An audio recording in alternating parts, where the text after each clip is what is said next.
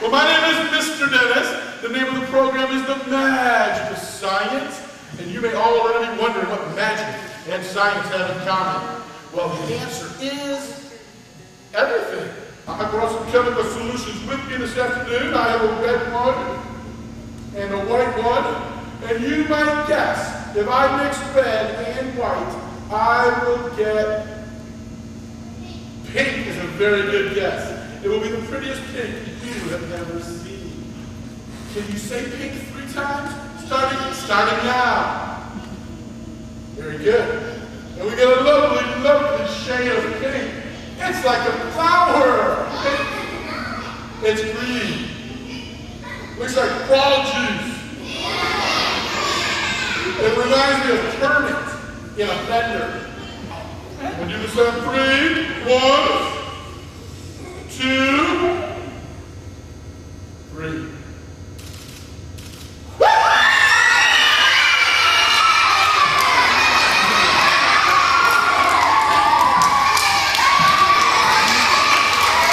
That's magic. Magic's just science. Can I figure it out? And I cannot figure out how this cup knows to keep things hot or cold, but I do know I will have cold water all afternoon. Uh-oh. Well, that's not good. It's going to be a little too cold to drink, I think. I've never actually drank snow.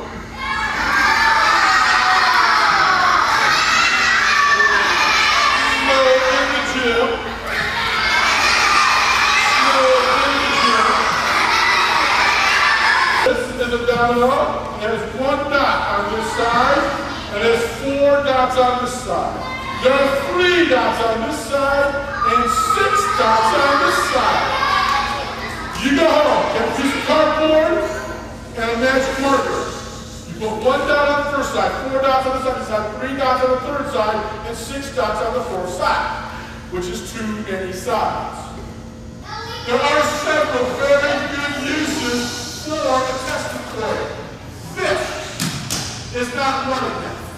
I do not know any scientist that runs 50,000 volts per copper plate. I do it because I happen to like popcorn. You guys like popcorn? Yeah! You want to see it pop? Yeah! Well, you can't. We're not going to put the lid on so it won't go everywhere. So you can't see it, but you might hear it. Did you hear that go pop, pop, pop? I have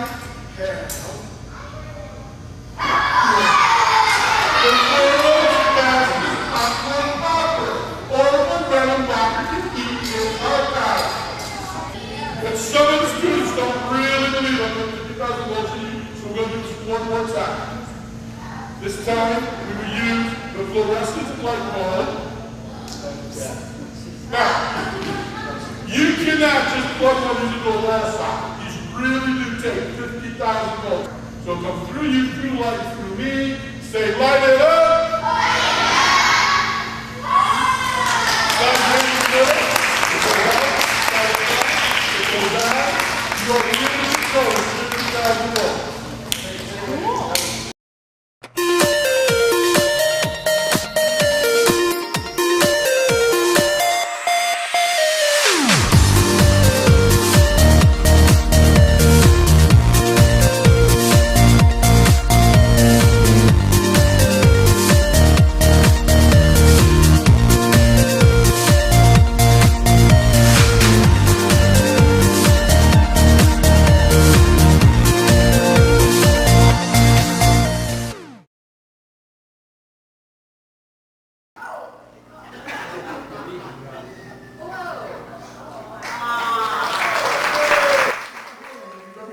fries at McDonald's? Shame on you. Put your hands down. Yeah, I've had a few too, you can tell. McDonald's French fries at the packing plant, they use liquid nitrogen to flash freeze those French fries. It allows them to freeze them very, very quickly and produce lots of French fries to ship out to the restaurants. If you ever had a steakhouse steak, like at Ponderosa or Ryan's, their steaks at the packing house are flash frozen in liquid nitrogen. This lowers the temperature of the meat very rapidly and very evenly. It prevents freezer burn. If you've ever tried to freeze meat at home in the freezer, it always has kind of a funny taste when you use it. You get a little bit of freezer burn. So they use liquid nitrogen. Makes for a much better quality food. A lot of liquid nitrogen is used in the food industry. It's also used by doctors as a coolant. And they're shipping different organisms for transplants and such. They'll use it as a coolant. Welders use it in certain welding tasks. So there's lots of different uses for liquid nitrogen. There's our frozen marshmallow.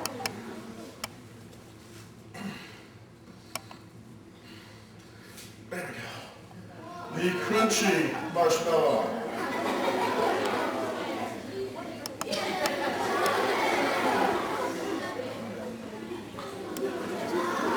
Not bad. But marshmallows really need graham crackers.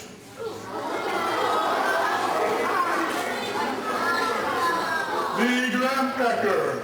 The graham cracker was created by Dr. Sylvester Graham in the 1800s. He fed his patients his graham crackers and water and nothing else. He thought he had invented the perfect health food. In the 1800s, this was a health food. Now today we know that graham crackers are healthful. And food is always healthful. Food is never healthy. You hopefully are healthy. But they are a healthful snack, but you still need your other foods like fruits and vegetables and dark chocolate. Dark chocolate's good for the heart. It's in Invention magazine. So eat it out. The graham cracker was a health food. Now it's just a pretty good snack. Here's the frozen graham cracker.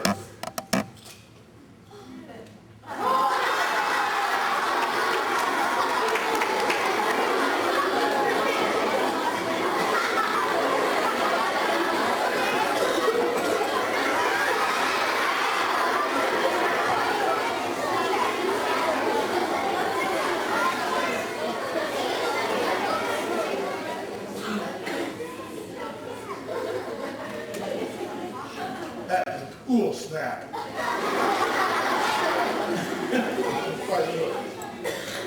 Ma'am, in the blue denim shirt, why don't you come on up?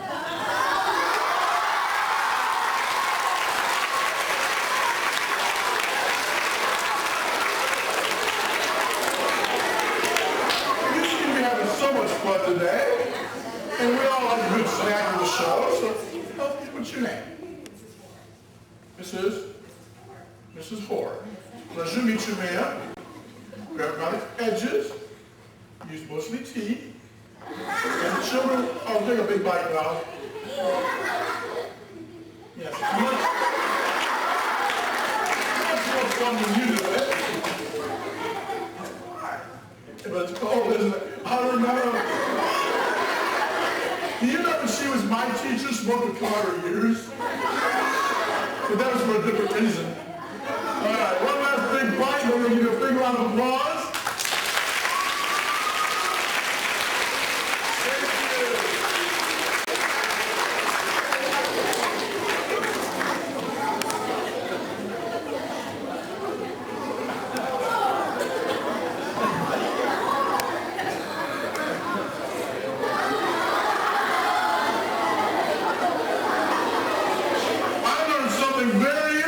Science. I learned that heat makes things expand, and cold makes things contract. Heat makes things bigger, cold makes things smaller. When I pour the liquid nitrogen over the balloon, you will stay on your bottom. But when I pour it over the balloon, the air in the balloon will actually contract. The molecule will slow down, the air gets denser, the balloon will shrivel up, it will not pop.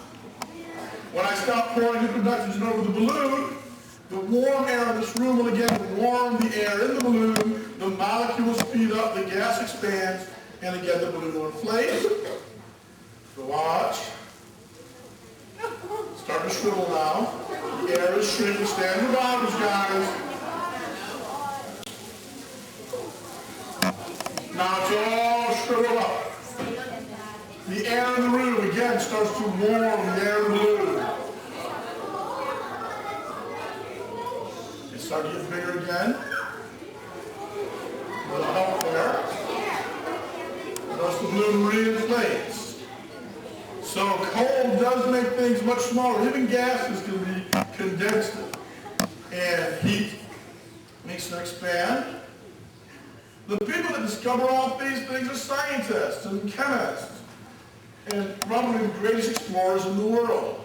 Some of you might think you need to go to Africa or Antarctica or the moon to be an explorer, but the best explorers in history, the greatest explorers, have always been scientists.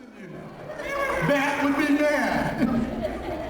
Delightfully mad.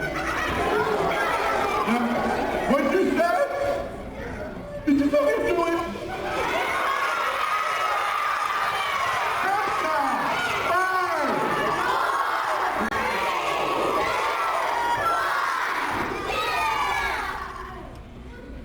Nothing? That's a tough picture. You know, Mrs. Ray, that's great for you, but some of the students might not really believe we'll put 50,000 volts in you. So this time we're going to do something very, very visual. Something that they will never forget. Something that they will see. No, we're not using that. That would be mad.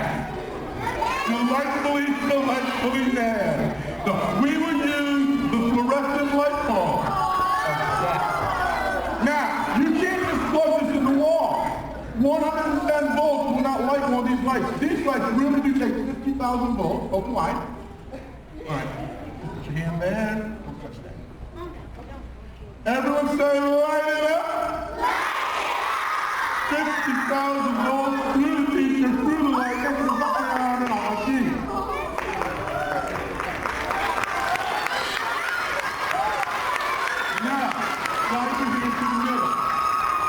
It goes out, slide it back, it comes back on, you're controlling 50,000 volts. Stay right there. This young lady in the front row, you want to come help me, sweetheart? I need you because I need your shoes. And the young man in the gray shirt who's sitting so quiet, he can come up. He's been so good, he's right in front of the teacher. This is going to be fun, honey. You can stand right here, Sarah. Come on over here, Chloe. I'm going to let you, Corey. I'm going to let you hold the teacher's hand. You're a lucky boy. I'm going to let you hold the light. Don't let go, don't move. I'm going to let you hold the light. It's safe. Don't move. The electricity will go through the teacher, through Corey, through the light. It actually goes up this young lady's arm and out her feet. If I am right, I think her shoes might even start to glow.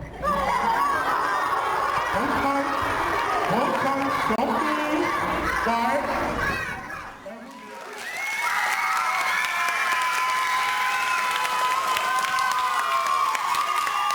And now, necessary noise.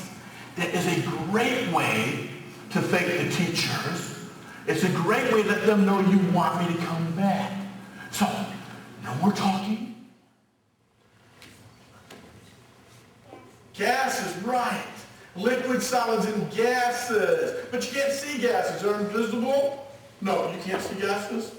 Anyways, as we go on today, I'll be giving you a very simple definition of each so that you can always tell them apart. For example, I know that I have a liquid in this pot. I know this is a liquid because I know the definition of a liquid. A liquid is a collection of molecules that have their own size, but they do not have their own shape. This has size. It's about a quart. It has some weight to it, but it doesn't have its own shape. It takes the shape of the pot. If I were to pour it into a cup, it would magically take the shape of the cup. It's the amazing shape-changing liquid. Before I pour anything, though, Clarence taught me to always protect my eyes in the laboratory. Even at home with cleaning supplies, Mom was something to make splash on my face, I'm going to protect my eyes. You only have two, that means only one is a spare. These are safety goggles. As I mentioned, the liquid is in the shape of a pot. This is going to be so cool. The shape of a cup! Thank you! If you enjoyed it once, you're going to love it 5 more times. All good experiments can be repeated. The shape of a pot. The shape of a cup. And liquids come in different colors.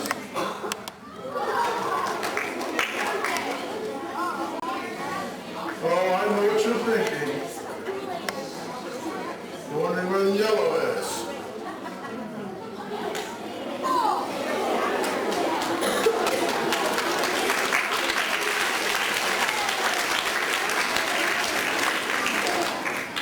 Some of you might be thinking, he had something in those cups.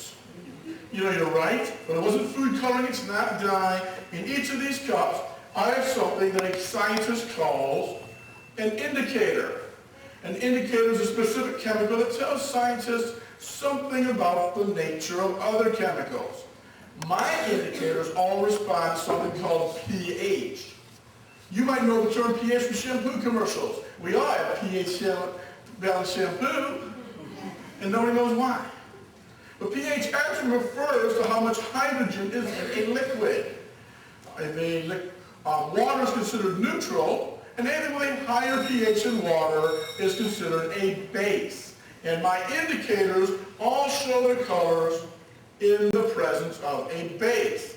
So now we know that this liquid is not ordinary water. It has a high pH. This liquid is a base. You would use this chemistry if you have a swimming pool at home. Mom or dad take a little water from the pool, add an indicator chemical, the color change tells what to add to the water, make it just right for swimming. If you have an aquarium, you might use indicators to test the water, make sure those fish will swim and not float.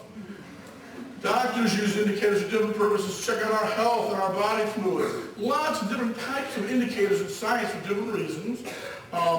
These happen to refer to the pH. I'm going to put them back in the pot now. This is nothing special. This just keeps me from knocking them over. So bear with me through this. There we go. Now some of these, ooh, that one left me a little blue. Some of these might look good to drink, but we do not drink things in the laboratory that are not labeled. I don't think you'd want to drink these. And now that first one didn't change color, did it?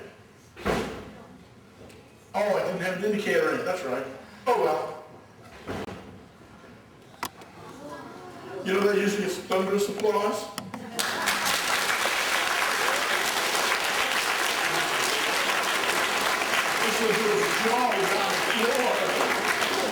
This is about the closest thing to real magic I've ever seen. Even I don't know where the colors go. But I know the chemistry that made it work. In the first cup, I had some acid. If a liquid has a lower pH than water, we call that liquid an acid, and my indicators will not show the colors in an acid. Now I know I start with a high pH or a base, and I finish with a low pH or an acid. Not just good chemistry, it's a pretty cool trick. All right, I need a young lady to come up and help me about now. Oh, who's sitting bobbing on her butt with her hand in the air? Someone with a red Ohio State sweatshirt, perhaps. Oh, all right, come on, you're ready, you're pretty quick. There were a couple of you. What's your name today? Your name is Morgan? When I was a little girl, my name was Morgan. What grade are you in?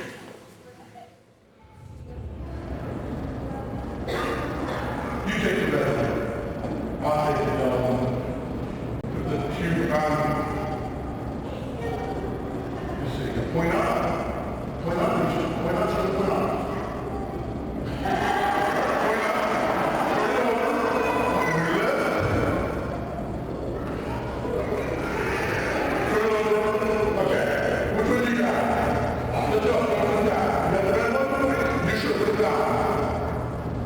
One